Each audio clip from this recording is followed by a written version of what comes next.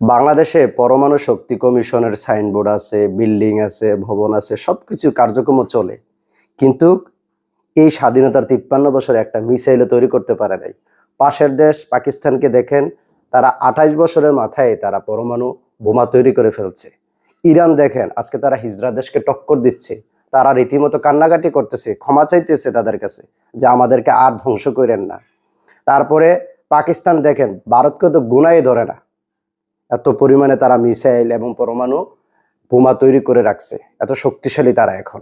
অথচ গত 53 বছরে বাংলাদেশ কি পেরেছে? বাংলাদেশ পেরেছে সভাপতি, সহসভাপতি বা অন্য দেশের দালালি এইসব করার ক্ষেত্রে বিশ্ব চ্যাম্পিয়ন।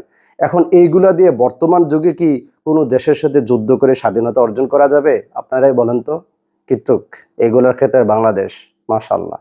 তো এই সাইনবোর্ড যদি যারা পারমাণবিক এখন দেশ আছে তারা যদি দেখে, তারা কিন্তু অবশ্যই ভয় পাবে। কিন্তু এটার ভিতরে তো শুধু সভাপতি, সহসভাপতি আর দালালি, কিন্তু কোনো বোমা নাই, কোনো মিসাইল নাই, কিচ্ছু নেই।